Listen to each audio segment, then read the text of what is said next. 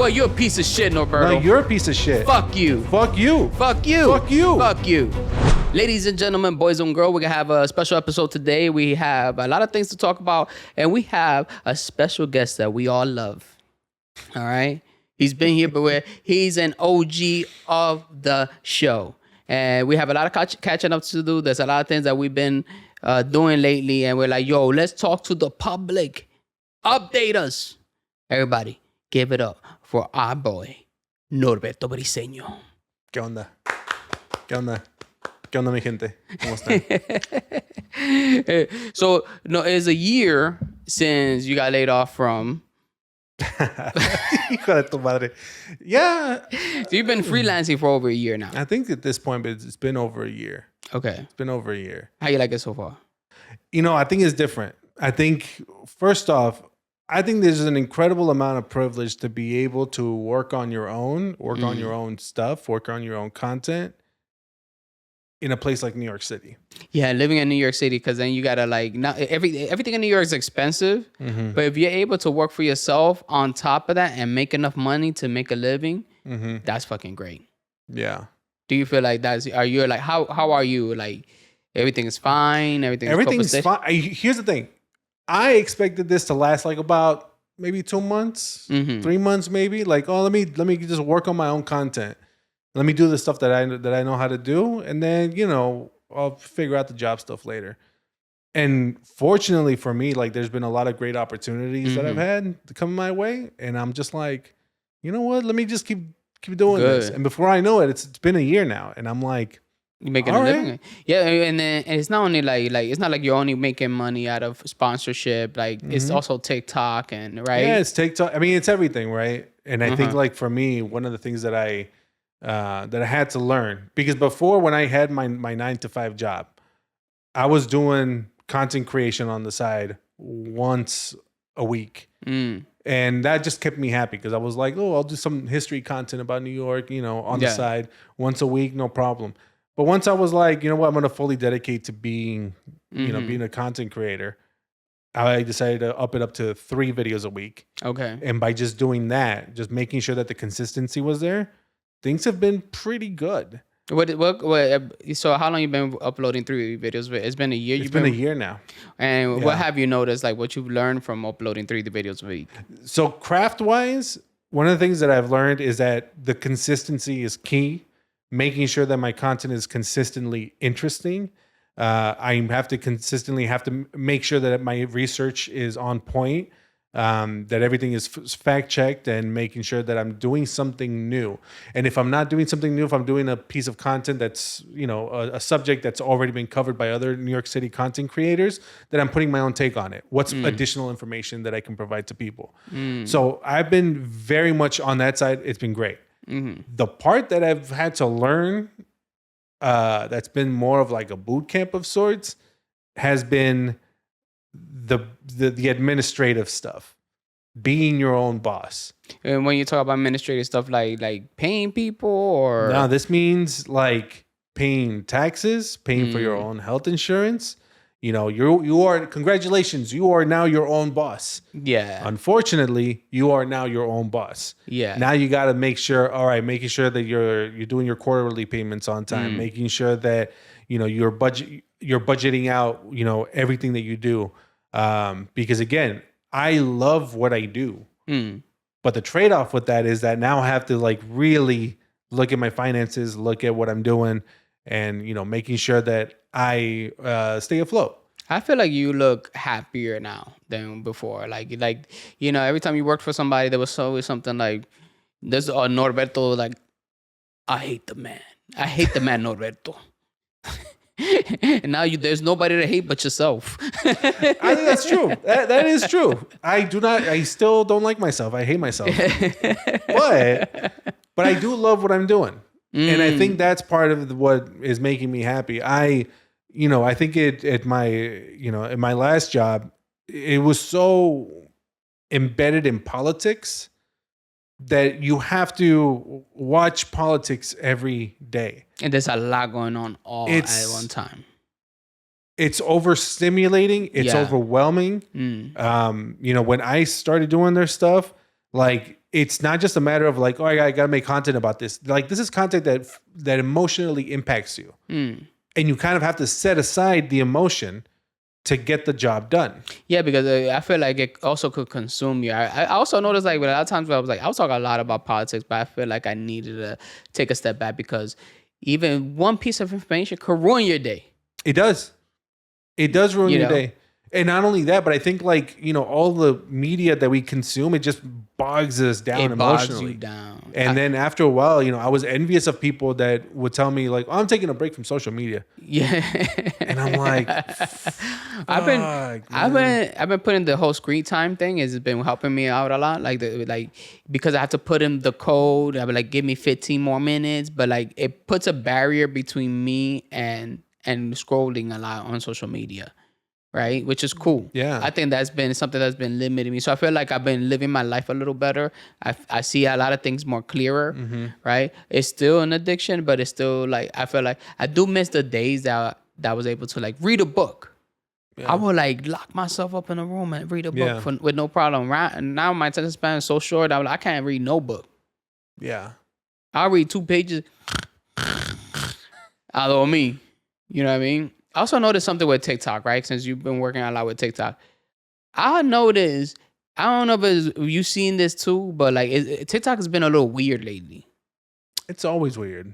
It's always weird, but it's just like... In what way is it weird? Let me ask you that. Like when I scroll through TikTok, I'm getting a lot of Islamophobic things. Like anti-Zoran, anti-Muslim. Yeah. Like Muslims are invading. Muslims are this. Like I'm seeing a lot of Islamophobic things on my algorithm. And I'm like reporting. I report all of them. I gotta ask, why does the algorithm think this content would serve you right? I don't even know. I don't know. Maybe it's because I probably heard like I seen some people. I think there was a time that I remember when the whole Italy thing, that little Italy thing on the map, and then people were mad about the whole Zoran thing. I think that's when it started. And I saw one post like, "Can you believe Zoran forgot the Italians in Little Italy?" Yeah. Right. First of all, you go to Little Italy, there ain't no Italians over there. There's not. No, there's not. And then I was like, and I'll read I'll go in and read the comments. And I remember it was like a whole week straight. Can you believe that he forgot the Italians? The most important immigrants are the Italians. And it was like, I'm like, these people are still talking about the damn Italians. So you took a look at those videos, and then the algorithm was like, he hates Muslims. We got an Islamophobe right here. Send them all the Islamophobic videos. That's exactly what happened. Bro, yo dije Jesus Santísimo. And then I was telling a friend of mine, I was like, yo, is it just me or like TikTok's become like very anti-Muslim? And then she was like, no. I was like, let me scroll on your stuff. Let me stuff. She did not get one anti-Muslim thing. But when I scroll, I was like, look, every 2 videos was like, can you believe Muslims? People are praying in New York City. Interesting. Like it was bad. Yeah. I got to get off TikTok.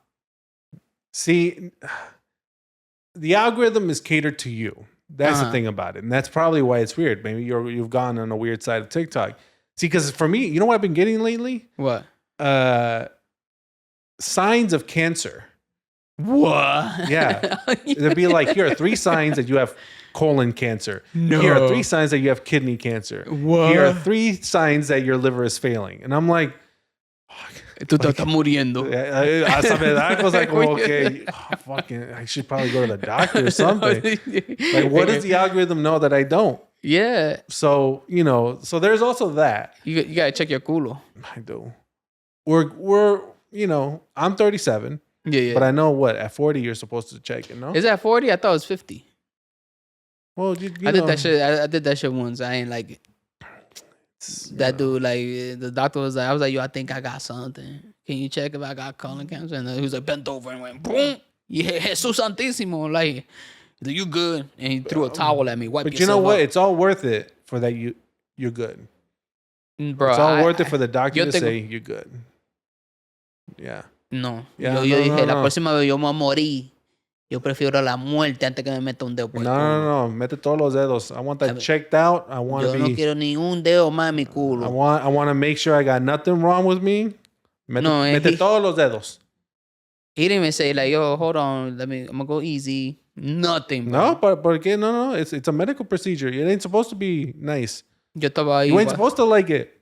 It's supposed to be a medical exam. He should have taken it slow. No. I want a doctor that's thorough.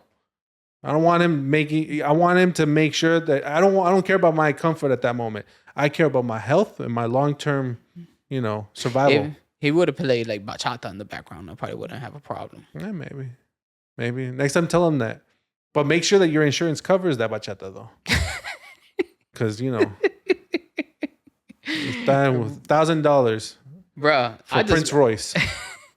Nah, but I ain't gonna lie. For me lately, I've been doing like this whole, I don't know. Have you seen my DL Red Pill podcast videos? Your DL podcast videos. Some people think it's real. I've been doing like, you haven't seen it on my Instagram. Yes, I mean, your Instagram is filled with a bunch of stuff. I've seen the skits that you've been doing. The skits are hilarious. Hilarious. Yeah, so good. So good. And lately, I ain't gonna lie, I've been going to places and people be like, yo, I like this whole red pill because I'm making fun of these misogynist red pill guys. And one thing that they hate is to be called DL. Why? I don't know. You know how I notice? How? When they're on live stream. Like, you know how they on TikTok, they'll be on live stream, they talk on shit about women. They're like, oh, women, they belong in the kitchen. And I'd be like, this guy's DL. Be like, oh my God. Oh my God. DL. Yeah. Explain that to me. What's DL? Oh, DL means like you're down low. Like you're closeted gay.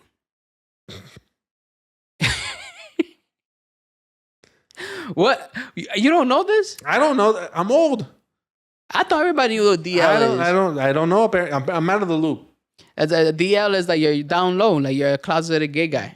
I did not know that. Yeah. I learned something today. Yeah. All those guys are closeted gay men. What was I saying? There's nothing wrong with that. No, there's nothing wrong with that. Nothing wrong with that.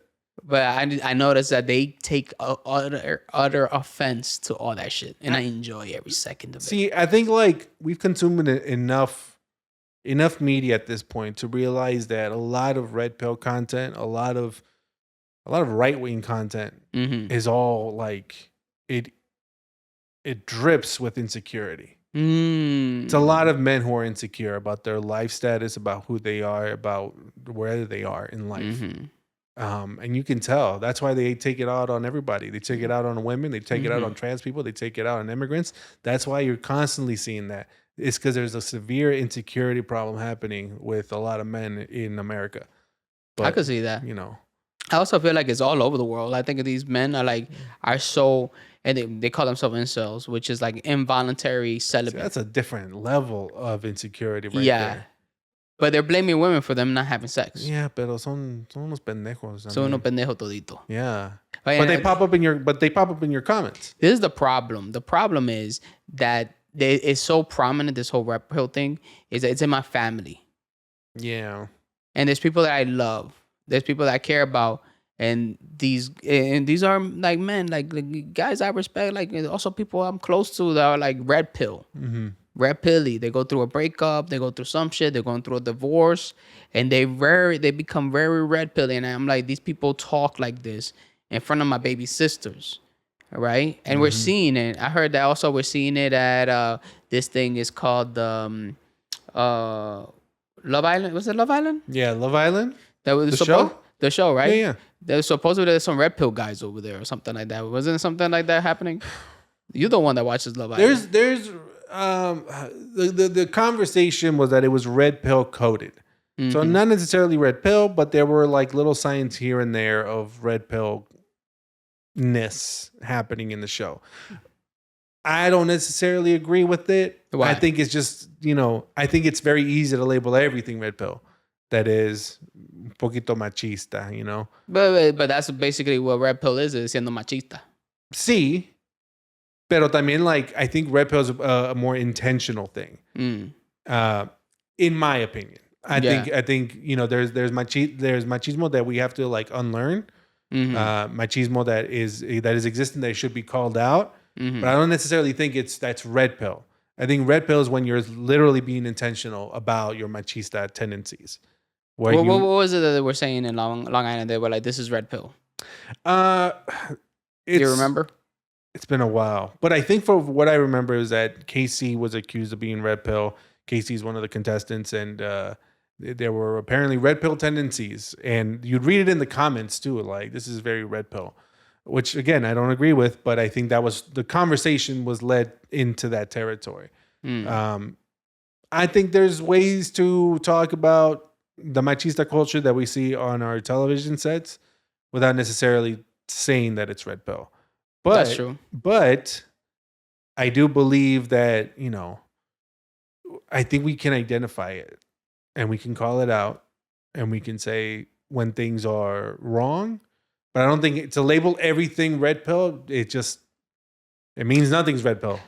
No, I feel like it's so prevalent with these men and the way that a lot of these men think that I feel like even when I look at, and there's family members of mine, all right, that the way that they talk and the content that they put out and the shit that they share, we're red pill.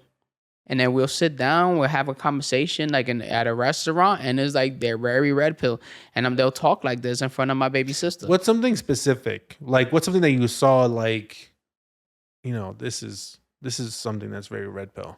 There was, one of my sister's brothers, right? We're at a restaurant, and then we got there, whatever, and then he was like, there was a girl in the restaurant that she was there with her son or daughter or whatever. I forgot, it was a baby, and she was with a new man, and he was like, oh, look, I fucked that girl. And she's sitting right there and she's smiling at me. And then he's telling everybody on the table. Right? And it was me, my sisters, my father. My father is like applauding this. Right? And he's like, but I know that he wants to show off. Like, he wants to be like, yo. He's like, yeah, like, I had sex with her, whatever. Like, he's telling all of us. I'm like, and the whole table is looking at this young lady with her baby. And she's like, she's uncomfortable. You could tell that she looks uncomfortable. She looks at him, she's like, She smiles. He's like, you saw that. She smiled. I'm like, this girl looks uncomfortable because she sees a whole table of people, of them looking at it. And this kid is telling everybody at the table, right? And then this kid is also, he puts out a lot of content, like very anti-women, very red pilly content on his TikTok. Yeah. And it goes viral and it hits. And then he'll turn around and be like, you know what? I don't believe none of these things. I just do this for the videos. I'll be like, you don't believe it, but you talk a lot about sexual things, talk bad about women, that women only care about if you make money or shit like that, or the women that you can sleep with. Like, so I think it's been prevalent. I've seen that shit in my family. Interesting. So I'm like, to me, it's scary. More scarier than what I remember the days. And also another thing is my mom went to the gym, right? She goes to the gym. She's working out. There's like two Dominican guys talking, and they're like desacreditando, like talking bad about women. Yeah. Period. They're like, women only want this. They only want your money. Blah blah. And I felt bad because my mom came home and she was like, it was surprising for her. She doesn't know anything about no red pill, no nothing. Like that's something. She's not part of the generation or whatever. And for her to come and she sat next to me, she was like, Gadiel, like, I don't understand why men are so comfortable nowadays to talk ill about women. I see. Like these two guys, the whole time, all they were talking about is how bad women are. Like they were discrediting women, right? And it's so, they're comfortable saying this shit in public, and it kind of bothered me. And I'm like, and it bothered me because these men are out in, look, they don't care no more. It's like out in public. Yeah. There used to be discretion. If you have something to say, or if you're a man, there's certain things you don't talk about. But nowadays, dudes even got podcasts of dudes talking about their dating life or dating situation and talk about things that they went through, right? But back then, that was not a thing. It was not something like, it was shameful to talk about a woman you slept with. Yeah. It was looked down upon. Remember that? Yeah. But you don't kiss and tell. I remember my dad used to tell. My dad was the first one. They used to be like, yo, Gadiel, a man doesn't kiss and tell. And now I said that, to his son. I was like, yo, you don't kiss and tell. My dad was like, what are you talking about? Like, even in him, there's a switch. There is a switch. Everything's out in the open now. Everything's out in the open. Yeah. I mean, we live in an environment where the systems kind of allow for that. You can be racist, you can be machista, you can be homophobic, whatever, because it is now acceptable to do that. And that's the fucked up part about it. I think it's good that you're calling it out. I think it should be called out. I think that was cool. Like when it was like people wanted to be gentlemen. It was a thing to do with like, oh, this man, he's a gentleman. Yeah. And now they're like, a gentleman is considered a simp. You notice that? If you buy a girl flowers, like, oh, you a simp. Yeah. Right? Because she's going to go off with a guy that doesn't care about her. Like, that's not true. It's I think the younger generation is also learning a lot of this stuff. I used to think that the kids were going to be all right. Yes. There was a point where I was like, they're going to be way better than us. There was a point. There was a point. You know when was that? That was 2016. Yeah. 2016. You're like, you know what? The future looks bright for the next generation. Because they were kind of smarter than us in many ways. Yes. And then that all went out the window. These days, I'm like, no. You're like, what? Maybe it's me getting old. So there's also that. Maybe it's me getting older that I'm like, these kids and get off my lawn and because shit. remember, okay. For us growing up, it was just like, we were the progressives, right? And we're like, our parents say some dumb shit that you shouldn't say that no more. And we're like, okay, everything is becoming more accepting. Right. And we're like, okay, but you know what? The next generation, they're going to be better off than us because they're going to be more progressive than we were. Right. Because they're going to be more intelligent. They're more smarter than us. Yeah. Right. That's what we were thinking. Right. And there was a switch. Because before I was the dumb guy. I remember I was in my 20s. I was like, oh, I had to learn. I learned. I had to learn about what what are things that are considered more like transphobic? What shouldn't you say? Why? Why are you hurting a certain community? Yeah. Right? Or why this is not okay to talk about? Right. Right?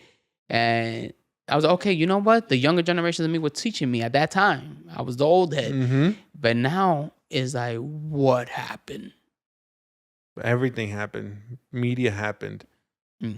Our government happened. I feel like there's a whole bunch of influencers that came out after a certain unintelligent, and I feel like a lot of people like it's so quick to start a podcast and talk about the nothing that you fucking know about, and people make opinions of things that are unsubstantiated. Right? They're so like, oh, you know what? I don't know. Like for me, I gotta really think about the things I'm gonna say. Right? Yeah. Like I'm not gonna just jump in and have an opinion, but it's a lot of people that I will learn something in real time and just have an opinion. Look at, I don't know if you saw like the whole Joe Rogan thing with Shane Gillis. Yes. They were like, yo, Joe Rogan, like, yo, that this guy's insider trading. With Donald Trump, like he's the insider trading. You saw it? Yeah, I saw it. And right then and there in the podcast, Joe Rogan learns in real time that Trump he's pulling off his insider trading where people could pay $100,000 a month so that they could see his truth before he tweets them because it's going to affect the market. People making a whole lot of money out of it, right?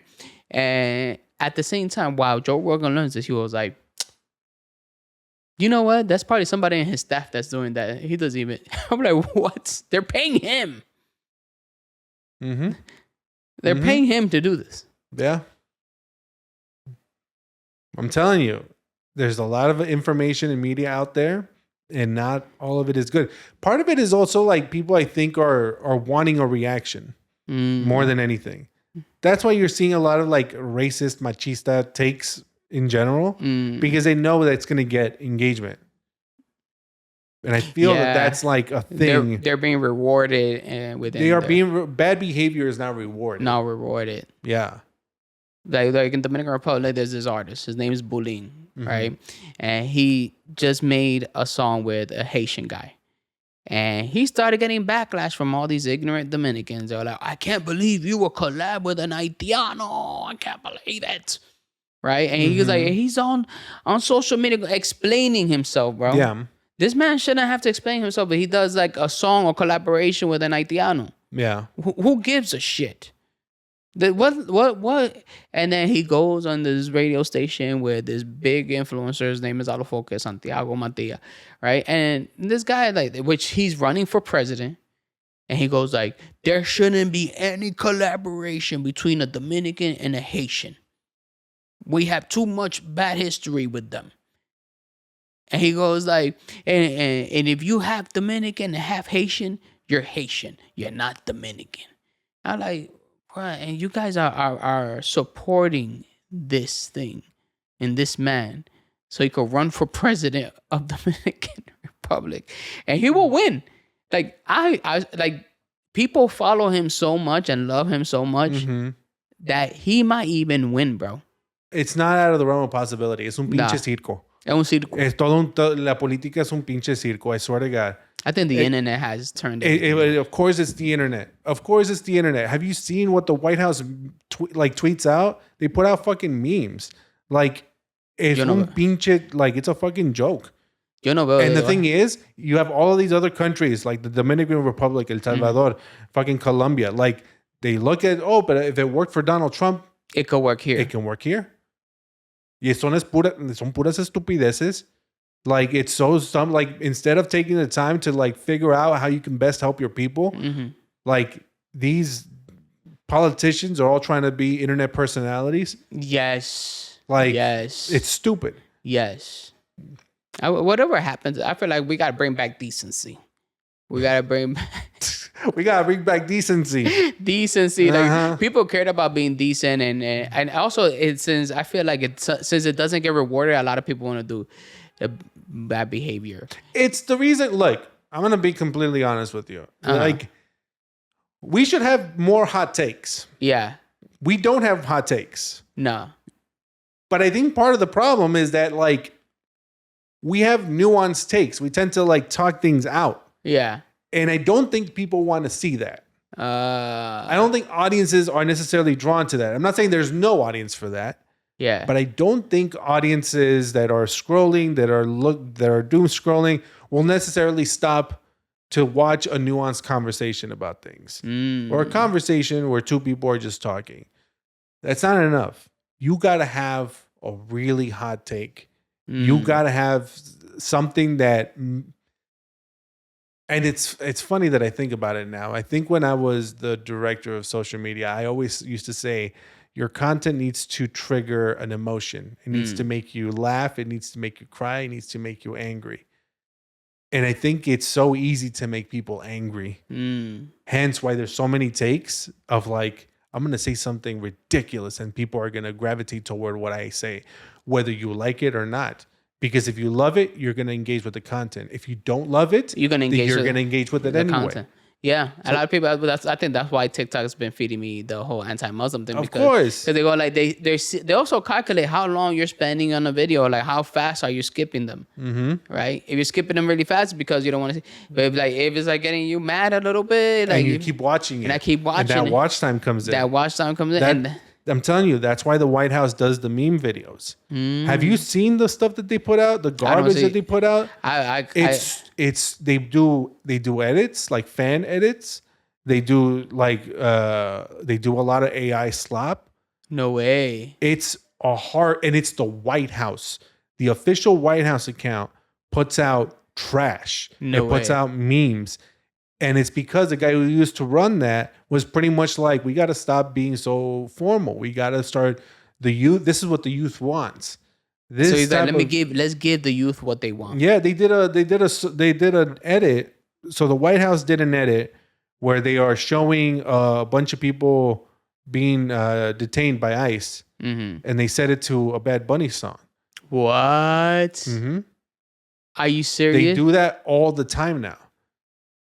Because they know that that's what's going to get engagement.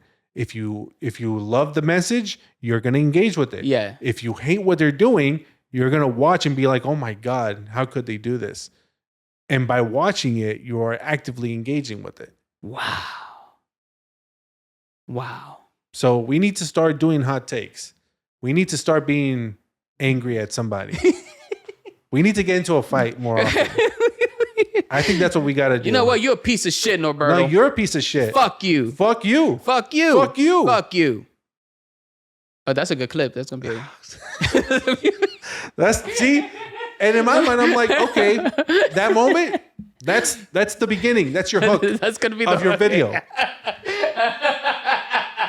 This is exactly going to be. Oh, yeah, I already thought it was going to be the hook. The cold open. That's the cold open. That's going to be the cold open. And I'm going to put the beep, beep, beep, beep, beep. This is perfect. We don't do anything for society. We We just add trash to society, bro. What are we doing? When they get to this part of the video, they're going to be pissed. They're like, how the fuck did they get there? Yeah, I'm telling you, that's part of the problem. And I think look at us. We're doing a podcast, right? Yeah. But everyone can do a podcast. Everybody, yeah, of course. Everyone can do content. I call myself a content creator. There was a time when they're like, oh, that's interesting. But nowadays, everyone's a content creator. I do feel that like everybody's a content. Everyone is a content creator. That's the environment that we're living in. And that's okay. I think that's fine. Everyone can be a content creator and stuff. But then nobody want to be a plumber. Yeah, that's true. And I think there's manual labor has gone down drastically. And now that they're kicking all the immigrants out. I mean, I know they're kicking all the immigrants out, and then Como esta gente no piensa. No, like porque son estúpidos por eso. but I mean, there was a poll like many years ago. We should have seen this coming. Yeah. When they asked a bunch of elementary school kids like, what do you want to be when you grow up? And back in our day, we would be like president, or astronaut, whatever. The number one answer was YouTuber. Are you serious? Yeah. And the thing is, how long ago was this? This was a long time ago. I think this was back in like 2016, 2017. Yeah, because YouTube does a lot of content, and there's also a lot of content on YouTube going like, this is how you build your own YouTube channel. Mm-hmm. This is how you become a YouTuber. Yeah. But I think it's even easier now. Yeah. And I like that. But also, the problem is now there's a lot of voices out there. Yeah. It's, you can say you're a content creator, but everyone's a content creator. Everybody's like, yeah. And I think that's the thing that's like, okay, if in a sea of content creators, you want what's gonna stand out? What's gonna make you stand out? And then I think the standing out is gonna be the negativity. Mm-hmm. It's the red pill content. That red pill content. Mm-hmm. Like you said, right? Your cousin, your brother? Like, yeah. I don't even believe this stuff, but I'm doing it for the numbers. I think that's true. That's why people they grift. They grift. And look what's going on. Like you see Andrew Tate went to jail. Mm-hmm. You see all those guys showing up in his Tate's. They're protesting. Yeah. By doing push-ups. I don't get them. Oh my God! Have you seen the attorney? Andrew Tate's attorney? No. He's bald with sunglasses. He's like, this is what the Matrix is trying to do. He talks like Andrew Tate and everything. Pa que te lo sepa. Yo dije, no, I'm living in a... What universe are we living in? Can we just go back? I want to go back to 2016. Those were better days. No, we can't go back. Got to go into the future. The future is where it's at. That's the only thing we got. That's the only thing we got. Yeah, we can't look into the past.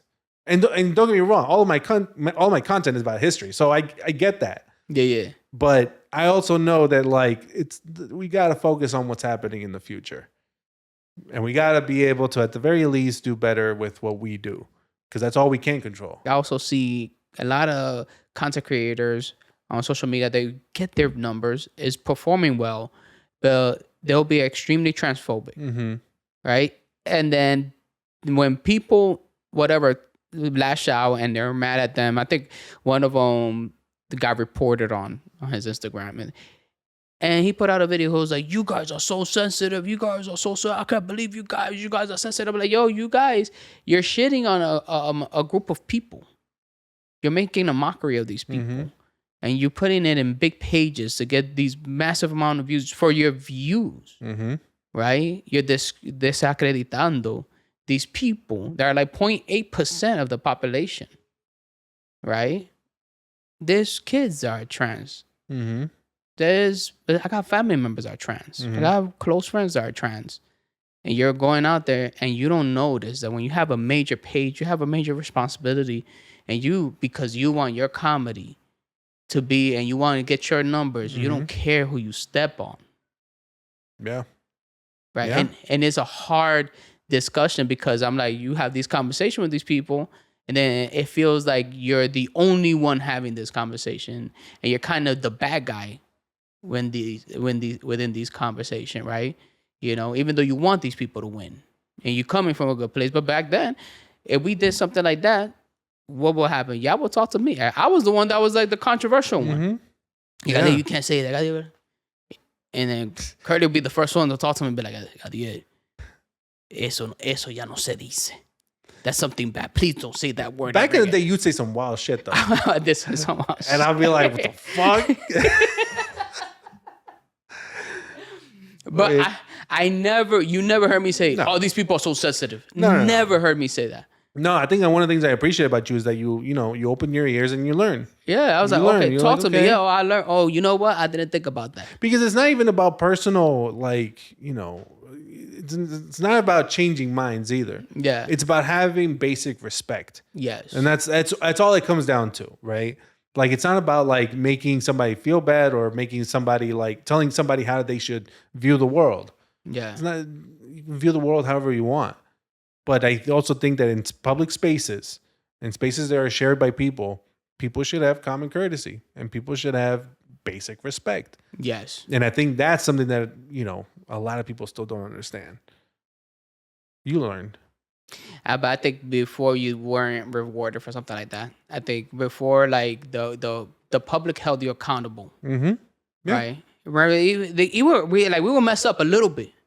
I remember, oh man, I think we did a Guy for Latino video, messed up a little bit.